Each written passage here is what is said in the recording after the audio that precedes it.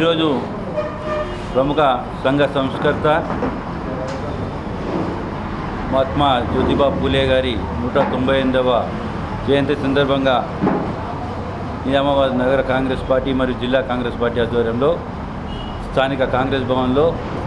జ్యోతిబా పూలే గారికి ఘనంగా నివాళులు అర్పించడం జరిగింది. దీంట్లో భాగంగా మా పెద్దలు ఉర్దూ అకాడమీ చైర్మన్ అయిన తాహిర్ బిన్ హమ్దాన్ గారు, అలాగే సెంట్రల్ లైబ్రరీ చైర్మన్ అయిన అంతరెడ్డి రాజగిరి అన్న గారు, అలాగే బీసీసీ డెలిగేటు మా శేఖర్ గౌడ్ గారు, బీసీ జిల్లా అధ్యక్షుడు మన నరేందర్ గౌడ్ గారు, అలాగే పీసీసీ సెక్రటరీ రత్నాకర్ గారు, వైశాఖి సంతోష్ గారు, శ్రీశైలం గారు, కోనేరు సాయి కుమార్ గారు, రాజ్గగన్ గారు, బలరాం గారు, ఆదే ప్రవీణ్ గారు, అలాగే మహేందర్ గారు, న్యాలం కిషన్ గారు, ప్రతి ఒక్క ఇక్కడికి విచ్చేసిన మహిళా సోదరిమణులకు, నాయకులకు పేరు పేరున, ఎందుకంటే చాలామంది ఉన్నారు కాబట్టి అందరి పేర్లు తీసుకోకుండా ప్రతి ఒక్కరికి పేరు పేరున ధన్యవాదాలు. నగర కాంగ్రెస్ పార్టీ, జిల్లా కాంగ్రెస్ పార్టీ తరఫున పూలే గారి జయంతి సందర్భంగా ఇక్కడికి విచ్చేసి దీన్ని ఘనంగా నిర్వహించడంలో మీరు అందరూ పాలు పంచుకున్నందుకు కాంగ్రెస్ పార్టీ నాయకులందరికీ ధన్యవాదాలు. అలాగే జ్యోతిబా పూలే గారు స్వాతంత్రం రాకముందు ఆయన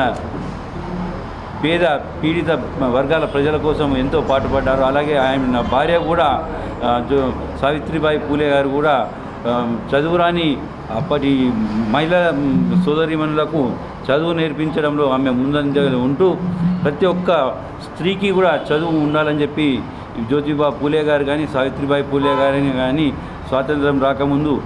ఏదైతే వాళ్ళు కార్యక్రమాలు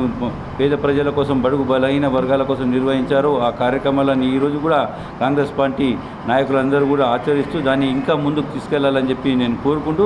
ఈ కార్యక్రమాన్ని ఉద్దేశించి పెద్దలు తాహిర్ బిన్ హమ్దాన్ గారిని మాట్లాడుతుందిగా కోరుతున్నాను. అందరికీ నమస్కారం.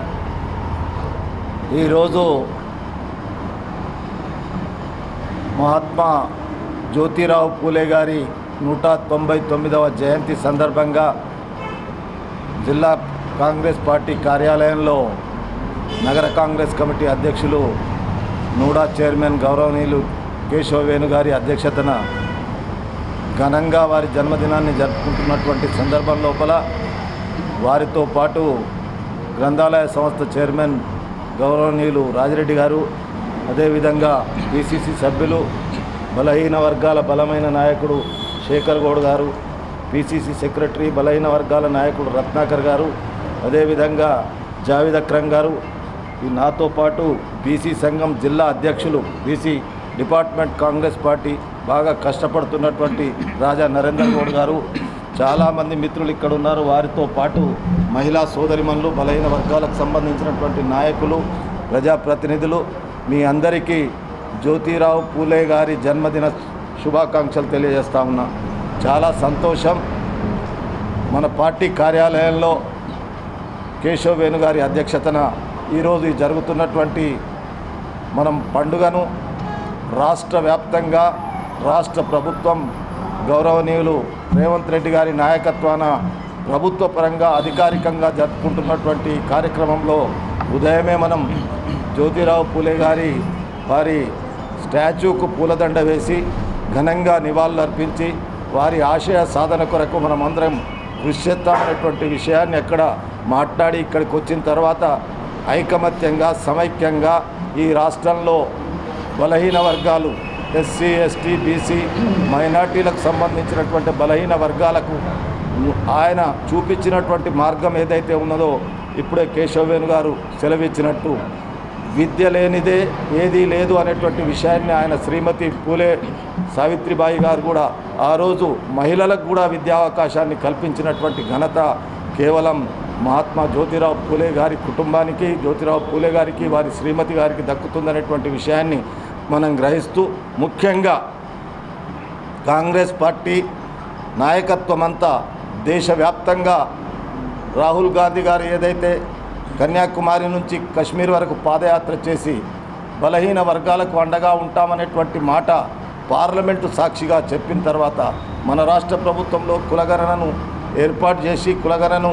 సమీక్షించి కులగణను తీసుకొచ్చినటువంటి ప్రభుత్వం ఏదైనా ఉందంటే రాష్ట్రంలో రేవంత్ రెడ్డి గారి ప్రభుత్వం, వారి క్యాబినెట్, కాంగ్రెస్ పార్టీ అనేటువంటి విషయాన్ని మనం ప్రజల్లోకి తీసుకుపోవాల్సినటువంటి బాధ్యత మన మీద ఉందనేటువంటి విషయాన్ని గ్రహించాలా. అదేవిధంగా ఒక బలహీన వర్గాలకు సంబంధించినటువంటి మనవాడు ఈరోజు రాష్ట్ర కాంగ్రెస్ కమిటీ అధ్యక్షుడిగా ఉండి బలహీన వర్గాలందరినీ ఏకతాటి మీదకి తీసుకొచ్చి బలహీన వర్గాల కార్యక్రమాలను అన్నింటినీ ప్రజలకు తెలియజేస్తూ ముందుకు నడుస్తున్నటువంటి తరుణంలో వారి జన్మదినం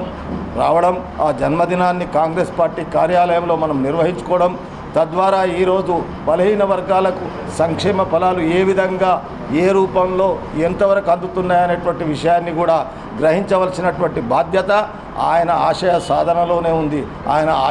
ఆశయ సాధన ఏదైతే ఉందో బలహీన వర్గాలు విద్యలో కానీ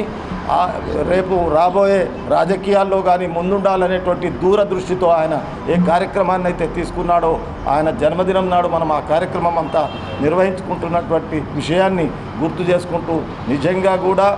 కులగణన జరిగి బలహీన వర్గాలకు 42% కల్పించాలనేటువంటి ఉద్దేశంతో కాంగ్రెస్ పార్టీ ప్రభుత్వం తీసుకుందో మనం ప్రభుత్వాన్ని, పార్టీని, నాయకత్వాన్ని, అదేవిధంగా కార్యకర్తలను అభినందిస్తూ ఆయన జన్మదినాన్ని జరుపుకుంటూ వచ్చే జన్మదినం వరకు బలహీన వర్గాలకు దక్కేటటువంటి ఏ అవకాశం ఉన్నా ఆ అవకాశాన్ని మనం అందుకోవాలని, ఆ అవకాశం ద్వారా మనకున్నటువంటి సమస్యలను తీర్చే విధంగా ప్రయత్నం చేయాలని, దాంట్లో మనమందరం భాగస్వాములు కావాలని కోరుకుంటూ మరి ఒకసారి జై పూలే, జై సావిత్రి, మీ అందరికీ నమస్కారం. జయంతి ఉత్సవంలో పాల్గొన్న వాళ్ళందరికీ ధన్యవాదాలు.